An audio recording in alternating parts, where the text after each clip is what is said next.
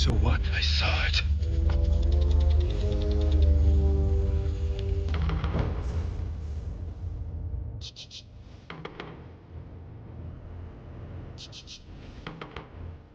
These two young writers, Thomas brothers, they'd written a spec script, which was Predator, snuck on the Fox lot, and they snuck it under somebody's door. Literally, somebody came to work the next morning, and here was the script, and they read it, and it was this movie. Knock, knock. I'd worked with Arnold Schwarzenegger as an executive on Commando, and he was a really good friend of mine. We started talking to Arnold about the script. Arnold said, I think you should produce this movie. You never say no to Arnold, so I came on board, and the project was born. Arnold, look a little more toward camera. It's funny, the budget original film was like somewhere between $14 and $18 million. You can't make a movie for that amount of money in Hollywood today. But it was a less expensive time in filmmaking. It wasn't an expensive movie to make, but even at that, we ran out of money 2/3 of the way through the movie. Came back and showed the studio 2/3 of a movie and said, okay, you guys should actually finish it. So they went back and the third act was shot and there was a complete movie. The chemistry at that moment with the writers and the director and Stan Winston, and the pieces just came together. I know that a lot of filmmakers say to me that it had an impact on them, that it was one of their favorite movies from growing up. So I think that there are certain movies for all of us that when we're young are seminal experiences that keep us interested in a certain genre, that make us think in a certain way. I'm surprised that the movie has held up so well over all these years. A lot of movies, you go back and you see them, and they don't really hold up. This generation and the next generation of filmgoers, I think, find the experience of watching this movie equally satisfying.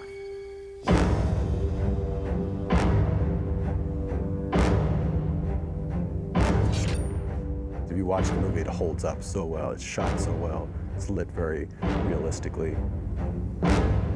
I remember seeing the film opening night at the Avco on Wilshire in Westwood, California, with a bunch of classmates.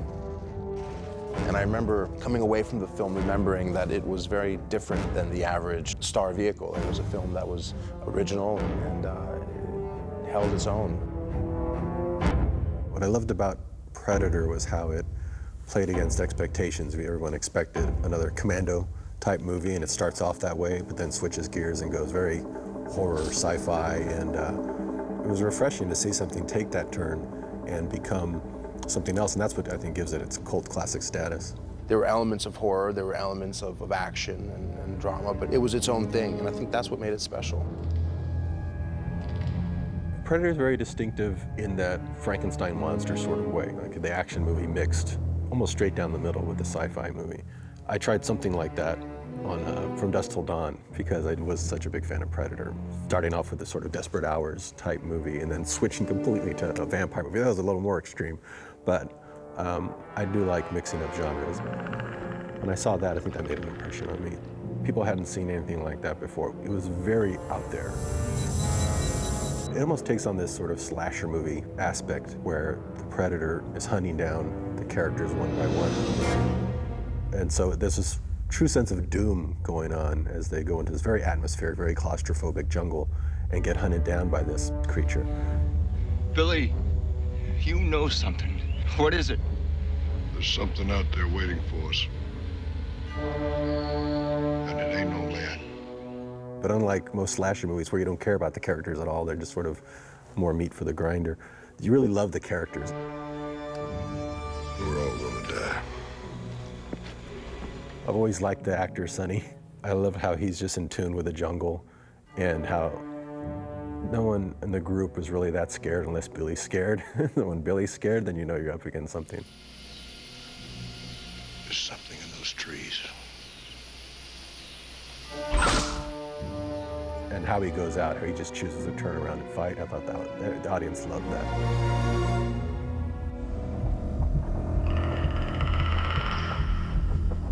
The character of the Predator itself was something that was very cool and different.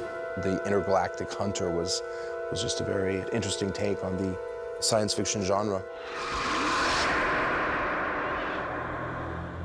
What I think is so enduring about the Predator itself, it's humanoid, you can identify with it. People went to go see Arnold, but I think you walk away going, I think out of all those characters, I identify most with the Predator because he's a hunter, he's a powerful alpha character, and just taking him out one by one very quickly. He's pretty amazing character. I mean, when he shows up and he's got the dreadlocks and he's got the humanoid body, people had seen Alien, but they'd not seen something like this. It was closer to a human form. It was just very cool looking. What the hell are you? The most iconic scene for me is that one where he first comes out of the water and you see him for the first time. Even though it is a man in a suit, it didn't quite feel like that. It felt like it was its own being. And you didn't know what to expect because they didn't give away in the trailer that it takes its mask off. Part of the success that the first film enjoyed was supported by the slow burn. And the tension and the suspense in the film was something that you hadn't quite seen. They took their time and they made a meal out of it. When it does reach up and reveal his face, I think, that's the most iconic moment in the movie because you don't see it coming. And when he pulls off the mask, the audience is just holding their breath, wondering, what the hell does this thing look like? Suddenly, it didn't look like a man in a suit. It looked like absolutely its own creature. They found this thing on another planet, brought it here, and filmed it. That's what it felt like. I mean, it felt very real, and the audience just lost it when they saw that. What really made the first one great was that the human characters went hand in hand with the Predator, because that's the audience's in point to the movie. They have to identify with the human characters enough so that if the humans show fear, then they would show fear against what they're seeing. What makes it good, I'm not quite sure. I think that if we were to dissect it, we would probably lose some of its allure. Like everything that's great, I don't think there's a recipe for it. Great things stand the test of time, and the filmmakers really hit something special when they found it. A lot of people have said that movie was influential to them. Now, have they copied it in a way, shape, or form? I don't know that they have. But it was a movie that said to them, this is a cool genre. I want to make movies in this genre. There's stuff to do here that's really exciting and fun. For audience that grew up with the original characters or movies, if it's done successfully, they love revisiting these things and seeing them reimagined. For new audiences, though, they never saw the original ones. When you have a classic character or story, it's a classic and can always be reconfigured or retold. This was probably 1993, 94. I was getting set to do Desperado, but I had about 6 or 7 months before I was going to shoot it. And my friend over at Fox, Peter Rice, who had seen Mariachi and had read the Desperado script, they were looking to develop a new Predator. I think they'd already done Predator 2 by that point, and they just wanted to take it in a different direction. It was never for me to direct. They were just trying to find a writer to come in with a fresh approach. I loved the jungle aspect of the original, but I knew we couldn't go back to the jungle because the second one took place in Los Angeles. But a jungle on another planet would make more sense because that would show why the Predator was attracted to the jungle atmosphere to begin with, because maybe on their hunting planet it had similar terrain. So that's the direction I took it in. And they kind of gave me free rein to just try something. And I did. I tried a bunch of things. I just came up with a bunch of ideas. I thought, I don't have to direct this. So who cares what it's going to cost? I'll throw in everything cool that I would ever want to see in a Predator movie. Let those guys figure it out. Just for a title, I kind of a nod to Cameron's Aliens to Alien. I thought, well, it's been Predator and Predator 2. Let's just give them more. Let's give them more variety. My original script just went really far into that. You had a true hierarchy, almost like Planet of the Apes, but with predator creatures. After they'd gotten the first draft of it, they said, we really think we might be able to get Arnold for this. Could you go back and rewrite it with Arnold in there? So I went and I changed it and had it based where they were bringing Arnold to this planet. The last draft I have of it, and the last draft I turned in, had Arnold in it. Now, they didn't tell Arnold that they were going to try to write him the script. They just said, let's just write it for him. Let's see if he'll do it.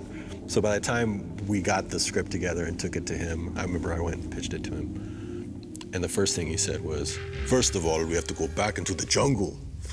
None of that city stuff. So I was like, well, it does take place in a jungle, but it's on another planet. So I pitched him the thing, but I think by that point he wasn't interested in doing another Predator movie. He was going to go off and do something else. And that's the last I heard of it until they were going to do they switched gears. I think based on the comic books, they decided to go the route of Alien versus Predator. Since they didn't have Arnold, they decided, well, let's just do something completely different. And they went in a different direction. These are just classic characters that, again, you walk into people's offices or their homes and you see little statues of these things. You don't want them just to die off 20 years later. Let's give it another try.